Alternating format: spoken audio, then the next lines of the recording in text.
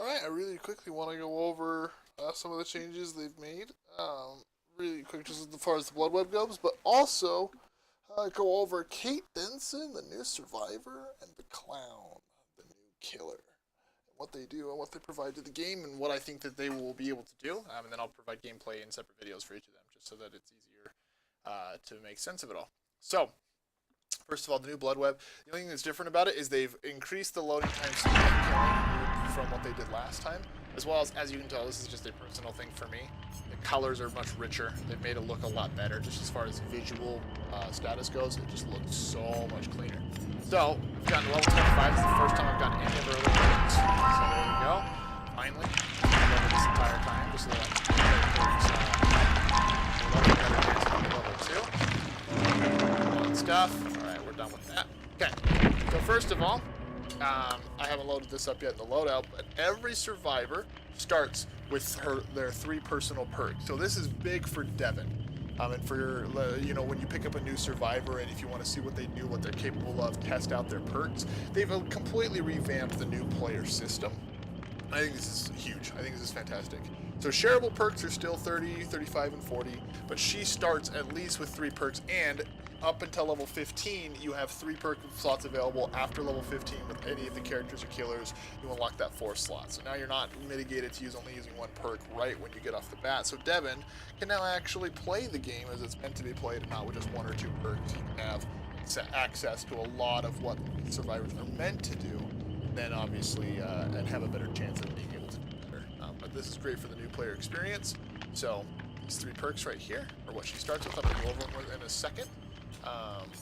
First and foremost, our first teachable perk is Dance With Me.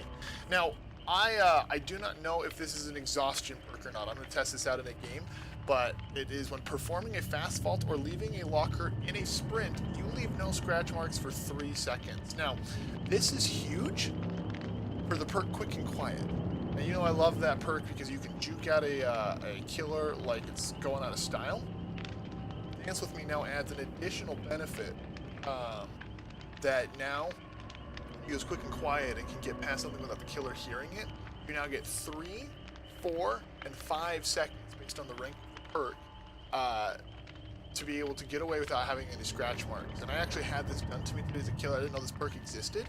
Someone had vaulted, and all of a sudden I saw no scratch marks. I had no idea where they went. So this is going to add a huge dynamic. I feel like Dance With Me is going to be an exhaustion perk. I really feel that way because of the cooldown being 60, 50, and 40 based on the rank of the perk. But with that being said, now you don't get to use a speed perk, for instance, like Sprint Burst. Now you actually get to have a mind game perk, which I like mind game perks a lot more because I think they add a lot more fluidity to the game and a lot more fun. Now you get to try and gamble your way of testing the player's skill versus the survivor's skill. And so, really quick again, performing a fast vault, leaving a locker in a sprint. So fast vaults and leaving lockers in sprints make that sound. It's not the normal. Obviously, if you slow vault, or if you just leave a locker normally, it's not going to apply. And the cooldown, under my understanding, is only when you fast vault or leave a locker in a sprint. Doesn't matter if you're in a chase or not, so that matters. The second perk is Windows of Opportunity. This is actually an amazing new player perk. It unlocks potential in 1 aura reading ability. Auras of pallets and vaults are revealed to you within a 20, 24, and I don't know what the third is. I believe it's 20, 24, and then it could be 28, it could be 30. But either way, you can actually see pallets and vaults within a 20, 24, or potentially 30, whatever the third rank is, meter range. So, when you're running from the killer, one of the hardest things to do when you're playing is being able to know where you can go to protect yourself, right? Via vaults or via a pallet. And so that meter actually stays live until you drop a pallet or vault a window, or vault a place you could vault. I don't know what the other, I think they're all called windows. So vault a window, and then you have a 60-second cooldown. Again, I don't know what that cooldown is. Is that another exhaustion perk? It would seem very strange to have it be an exhaustion perk because of Dance With Me, but then again, this only applies for vaulting or leaving a locker, where this is pallets and vaulting, so very potential. I don't know, we're gonna have to find out. But this is amazing for people who don't do well during chases, so people who have played the game for a long time and just suck at chases, or people who feel the need to find where they all are if they're not very good at knowing where these spawns are on each of the maps. to be able to find them while they're running and then kind of create a plan of escape. Or like me, I like to run killers around and I create scenarios where I know I can run from place to place without getting hit. So this is an awesome opportunity for newer players in my opinion.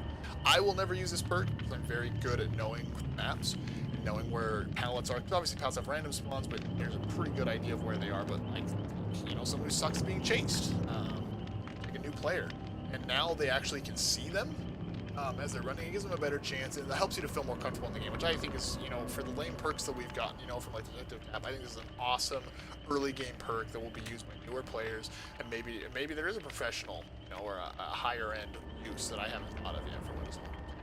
Boil over. This is the perk we've been asking for ages when we were thinking of the gymnast, you know, when we were running survivor ideas. What this does is you're a battler and you do everything to escape a foe's grasp. Your struggling effects on the killer are increased by 25, 50, and 75%. And you obscure the killer's ability to see hook borers within 10 meters. And I actually have the level 2 version, so it's 10, 12, and I believe it's 14 meters. I believe it goes up by 2 again at level 3. So it's 25, 50, and 75%. And what that means, this is going to have a huge effect on PS4 players. Not as much on PC, even though I felt it. I didn't feel it as much on PC. What it does is that now that those swaying motions that you get with the killer when you're trying to run trying to get somewhere, with a survivor on the hook, that sway is going to become so much more substantial and more erratic. It's not going to be left to right, sometimes it'll be right to right, to a little bit left to right, so on and so forth. And most importantly is that killers can't see hooks within 12 meters. That's actually huge. Take a killer who's in a stressful situation, you know, you've got survivors trying to flashlight him, or, you know, scenarios to pallet him. There's just one more thing, that if you have this, now he can't see a hook. How many times have you missed a hook when it's standing next to you and there's the red aura? I mean, even me, I've played a ton of killer, I miss hooks from time to time.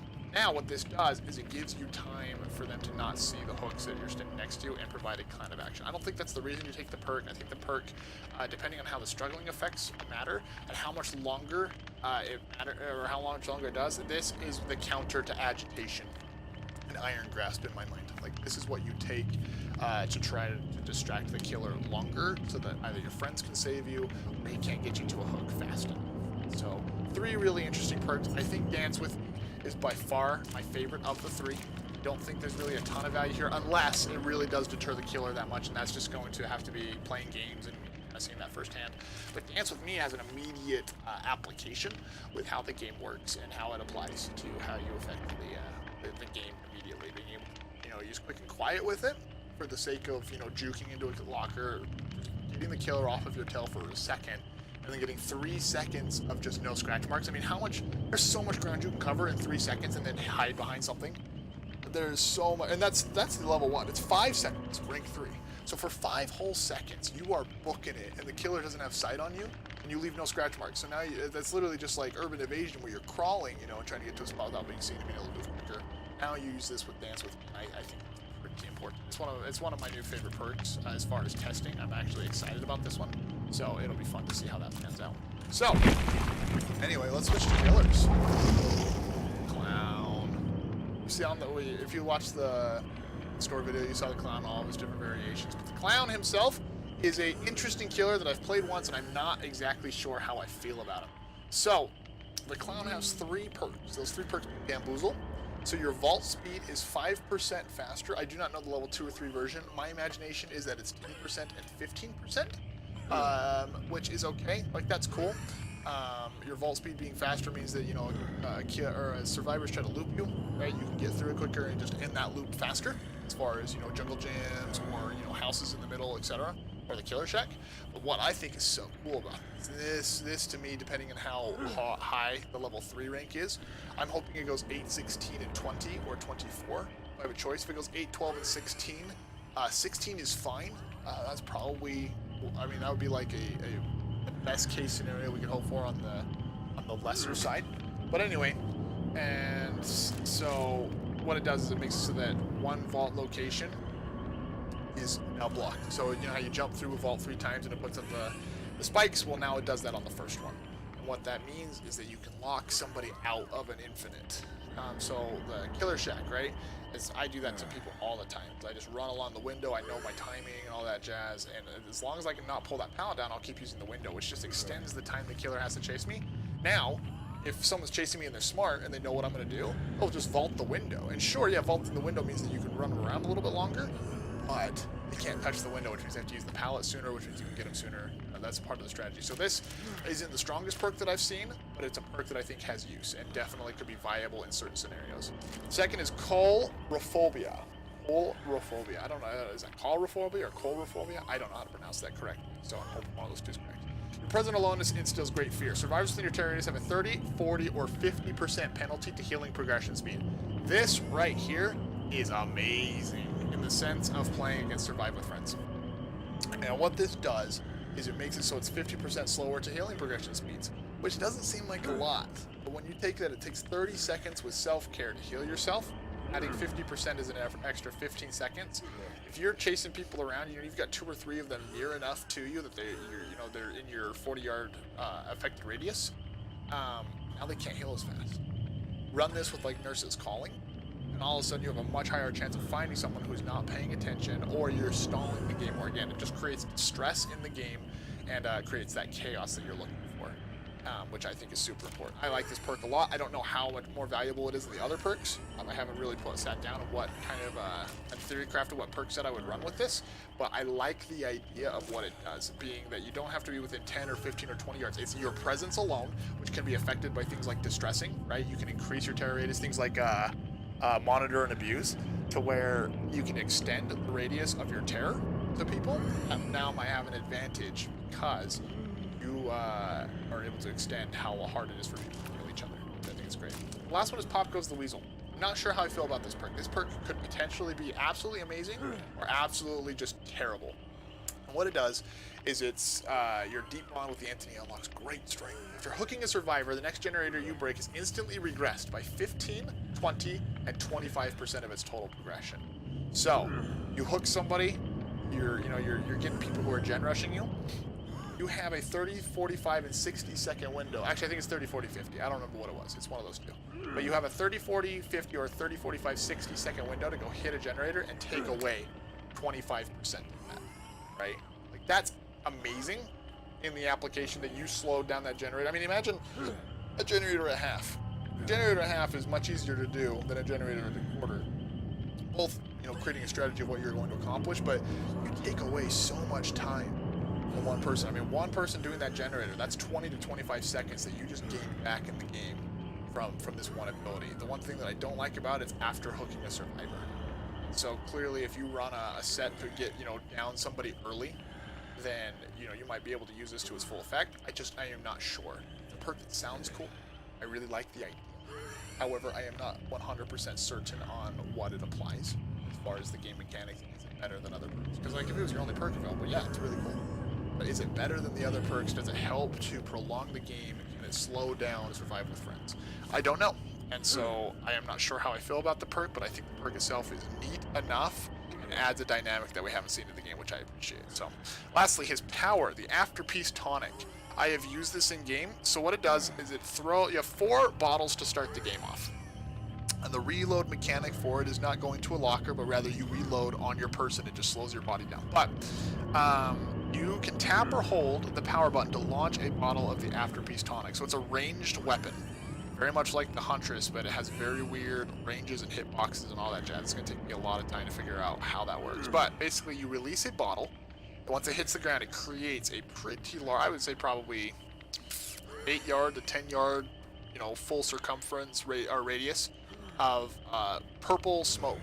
What that purple smoke does is it gives impaired visions to intoxicated survivors, so they can't see as well. It makes it so it's very difficult for them to see, their surroundings. It emits reduced movement speed, which is huge, right? It slows down the survivor. But third, an involuntary coughing for 1.5 seconds. So every time that they cough, it gives the survivor an indicator that they're there, much like a failed skill check, etc. This power right here is for loopers. 127%. This power is for people who are loopers. What it does is you're running around a pallet. It's very easy to aim the bottle to the inside of the pallet. It makes it so that once they're in the pallet, they can't see.